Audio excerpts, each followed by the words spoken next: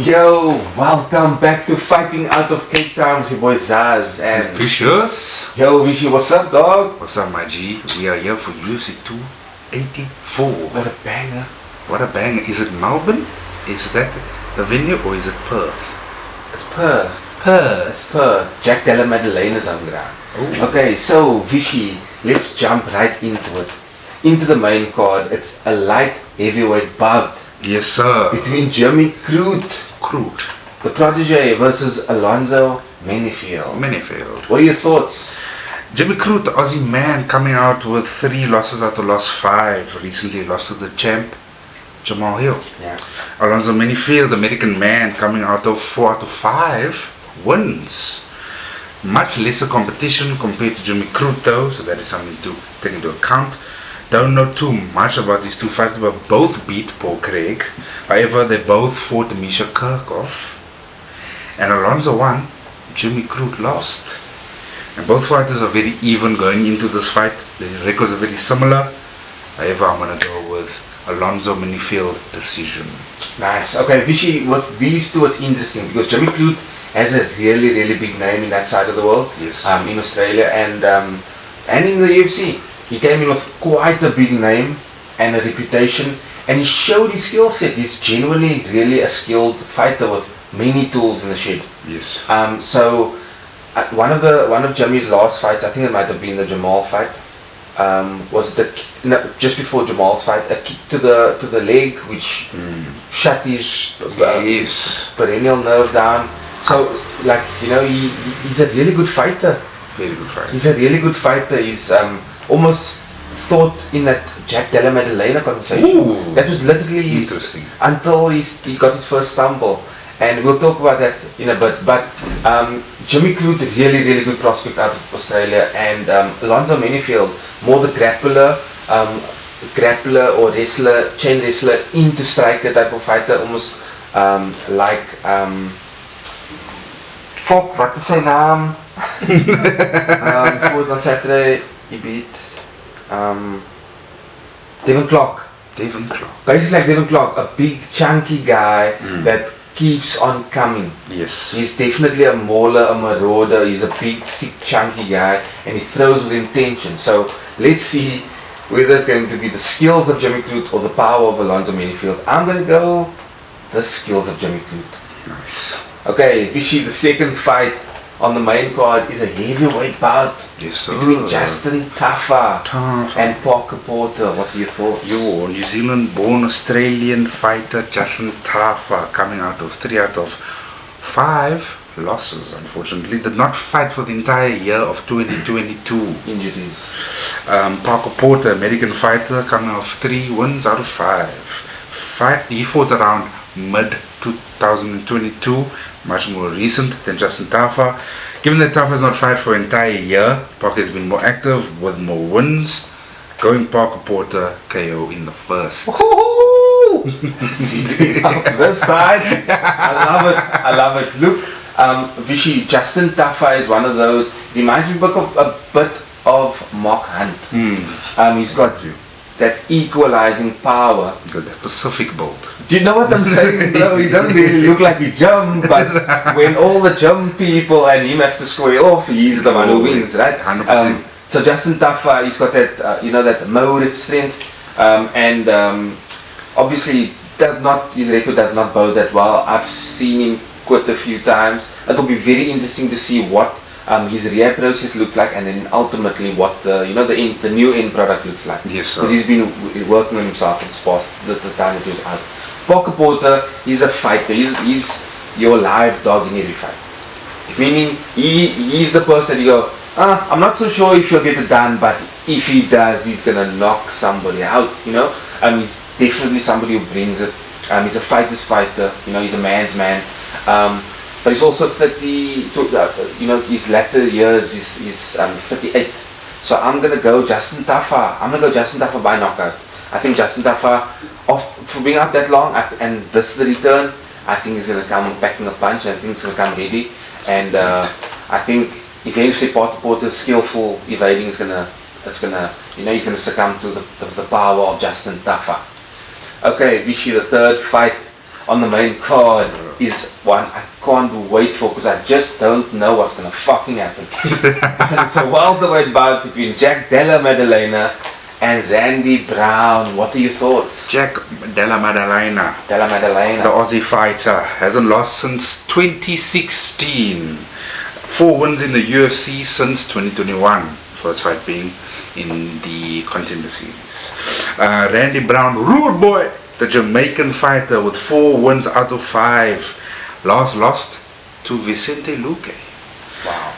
Given Jack has finished his last 3 fights in the first round, it's clearly a steam train rolling through. I think TKO for Jack in the first. Ooh. Bro, the reach for me is crazy on this one. Oh, okay. Randy's a really, really tall guy. And also Randy knows how to use being a really, really tall guy. So what I've noticed about Randy Brown is that he's got 3 really good weapons to keep you away from him. Yes. Keep you out of his distance, right? Just on the outside basically of his distance.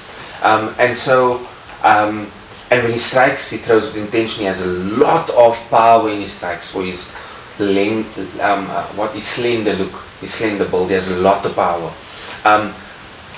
And so Jack Della Maddalena I think it's going to be really tough for Jack to come in, to enter, because anytime he tries to enter, it's going to be a long route to get there, and he's going to make himself a target. And no, you couldn't tunnel for him, but he must go around the mountain. And you know, with Randy Brown, he packs a damn punch and a kick. So I can see this going to a head kick, but for Randy Brown, in the worst case scenario. But I painted that way because I think Jack Della Maddalena is going to be too much for him. We've seen Randy succumb when somebody's really good at inside boxing, and that's what Jack is good at. I don't know what that initial lunge to get into the zone is going to look like for Jack Della Maddalena. He's smooth with it, so I don't foresee it being a problem for him. But what I mean is, I don't know if that's the place where Randy's going to target him. I get you. You know, because he's so good at inside boxing. So that, you know, I don't know. We'll have to see. This is what's fun. I thought about so many things for this fight. It's because they are so good. They're both so good. I think they're well matched. I think it's a good time for them to fight. But I do think Jack Della Maddalena is going to find a way to get it done, because I believe he's on that trajectory where he can find a way to win. And I feel like Randy Brown seems to be reminding me of my boys Jimmy Crute, Alonzo Manyfield, who are really skilled and they're really up there. True. But at some point they do fall off, yes. which is fine. It's going to happen to most people's careers. 100%. So most fighters gonna go to that, right? So I enjoy the skill sets. I like all of them, but I'm gonna go Jack Della Maddalena. After all that fussing around, I'm gonna go Jack Della Maddalena. Probably a 3rd round KO. Rude boy. Okay, Vishy. Our co-main event of the evening is a featherweight bout. Featherweight. Between someone who looks like my cousin, Yair Rodriguez, and somebody who looks like Clive's cousin, Josh. He never puts his hands in his face. So I know that joke works. You are hilarious. Vishy, what do you think about this fight? Yair Rodriguez, a Mexican fighter, coming with 3 wins out of 5. Recently beat Brian Ortega, but Brian Ortega retired hurt. Let's say that. Josh, an American fighter, coming out of a perfect 5 out of 5. Recently beat the ever so good Calvin Cater. I don't think Josh Emmett necessarily has the ability to deal with a very elusive fighter like Yair Rodriguez. He will throw things at you that only the top of the top fighters have the ability to read and understand. Maybe Josh does have that and I'm not seeing it. Maybe I'm just blind. But however, I think Yair Rodriguez, a TKO in the 2nd round. Wow, okay, Vishy, I love that summary. I love both your synopsis of each fight because I think it's so accurate. With Josh Emmett, because I'll start that side because of the comment you made, it's not just you. I think it's all of us. I think what we're seeing with Josh Emmett is a hard-nosed guy who kept at it. He was always skilled, he was always quality, he was always a great wrestler, he always had good stand-up, he always had power, but maybe learning when to put it all together or how to put it all together. Yeah. And that recently came together at Uriah Faber, under Uriah Faber's tutelage, and literally Josh Emmett, I think, now stands a better chance than anybody because he's gone through so much adversity, because he's gone through the point of, am I good enough for this shit? And then beating people like Calvin Keita, you know what I mean? Like, no joke. Do you know what I'm saying? The skill level, that speaks to the skill level. That's not an accident. Yes, he's really thick. He's stocky, and he loads a lot, and that's why he can knock motherfuckers out. Yeah. Cold. He's such a good striker. He's so explosive. He reminds me of, it's rude to say, but a baby Michael Chandler. Because he's just like I won't die, you know. I love that attitude and mindset of Josh Emmett, and he's just a nice guy. He's genuinely just a martial artist that just didn't want to stop when he lost. Yeah. You know, and I love that. And to find himself here, he did it organically, he did it naturally, he did it, essentially all on my own type of thing, you know what I mean? Where there was no promoting or pushing from a UFC in certain sense, he did it, He did it. Yeah, his team, but I mean, he did it. It's his name, it's his work. True. Right? 18-2. That's... If you ask me on any bad day of the week or good day of the week, I'll take that record and I'll swap with Josh Emmett. I don't mind. I'll even go fight Yair this Saturday. I don't mind. You gonna fight your cousin? I will. That works. But genuinely, mad respect for Josh Emmett. With Yair Rodriguez, son, we don't know what to expect because this man can come out with, like some, I don't know, maybe he comes out and kicks Josh Emmett in the tummy and DDTs him or something. You know what I mean? There could be there could be a rock bottom or, who knows? a suplex of some sort. I don't know, a front splash. Yair is unpredictable, he's uncertain, and he's explosive. And explosive in the sense of his timing is so good that he know when it's almost like he sees the right opportunity for mad shit to occur, and he has the daringness or willingness to actually go for it. And that's where you meet success often, and that might be the case for Yair this time. I don't think so though. I'm gonna go Josh Emmett. Genuinely, I feel like it could be Yair's time, and I might be fucking with Yair's time. Genuinely, I feel that way. Don't get me wrong. But the most weird line ever, I have a feeling. I just think that with Josh Emmett's power, for me that's the great equalizer. Because even when Yair fought Korean Zombie, nobody really had that type of power throwing it at him. Now we know Yair can evade, but Brian Ortega doesn't have that power either. So, I'm expecting something fiery from Josh Emmett. Nice. Okay, also, it doesn't happen often. It might never happen again.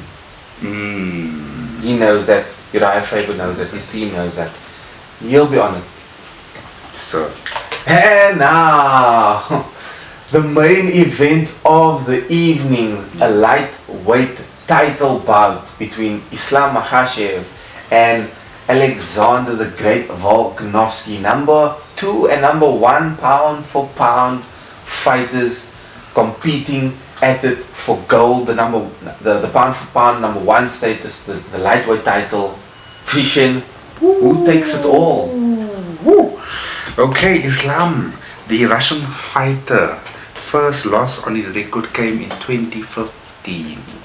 Considered the next Khabib, some consider even better than Khabib. Volkanovski, an Australian fighter, 1 loss on his record which came in 2013. Ran through the featherweight division with quite some ease, if you ask me. I simply don't think, however, that anybody has the ability to beat Islam Makhachev. Especially someone going up in weight. I know it's only 10 pounds. However, I think it's a big discrepancy, right? Volk has not faced anybody with these wrestling capabilities and will be tapped out in the first round by Islam Makhachev, and we will then see Islam tell Volk that I want to come and take your title next. let's fucking go. Wow, I love that, Vishy. Look, where to start? Like, obviously, I'm really excited for this fight. I mean, I don't know how to put it into words, honestly. 25-1 for Volk and 23-1 for Islam Makhachev. That's madness, right? That's really crazy. For me, it's a 10 centimeter height difference, which doesn't always say much, but I think this time it's gonna say everything. Islam Makhachev got to his last fight and went, this is your champion? This is the guy that you say is the best in the world? This is the guy that you say might not be able to be beat at 155? Is this him? Was that day? Okay. And demolished him and looked like they shouldn't have ever fought each other. Ooh. That's what it ended up looking like. And I love Charles Oliveira. It looked like they should never have fought because it was unmatched. It looked like when I used to fight my brothers when I was younger. Hey, stop him before he gets hurt, you know, genuinely. 100%. Without being condescending. Alex Volkanovski is a different story though. Because we've seen Charles give up, we have not seen Volkanovski give up. Very true. If Volkanovski were to give up though, it would be, in my opinion, to Islam Makhachev because he'd be in such a compromising position that he doesn't have a choice. And that's what I think is going to happen. Truly. But I don't think he's going to tap. I don't think he has in him to tap. I don't think he has a little bitch button like I have. No, he just, I want to sisters on a Sunday morning. Tap, uncle, tap. Uncle, I'm tapping. I'm tapping, uncle. For my mommy, tell her, to phone this uncle, tell her, I'm tapping. You know what I mean? Like, I'm tapping, you know, I want to sisters on Sunday. Volk in that Brian Ortega fight. How do you explain that? You can't. Yeah. Physiologically, he should have been submitted. In a perfect, ideal world, he should have been subbed. True. He has a mad fight in him that I resonate with and I love. And so, as a former rugby league guy, he's really skillful as a fighter though. Everybody speaks highly of Volk at this stage now because we have to, right? But I don't think we speak highly enough of him yet. And I think this challenge shouldn't be what people's new lens looks at when they see Volkanovski in the future. It mustn't be like, oh yeah, well, Islam demolished him, if that were to be the end result. I genuinely feel like give him his flowers, give him respect because he's a madman, he's brilliant. He's honestly sensational, and I think that this is a too great of a challenge, almost like Izzy versus Jan, in a sense. And I think Islam is going to tap him out, and I think he's going to be in the first. Not tap him out, choke him out. And I think he's going to be in the first, and I think he's going to go to sleep gargling. Woo! Guys, that's all from us for this week's preview show. Let's see what happens. Is it Islam? Is it Volk? Is it Rodriguez, my cousin? Or is it Clive's cousin Emmett? Who knows what the fuck's gonna happen? We can't wait to see it, and we'll bring the results to you next week. Thank you for tuning in. Let's go!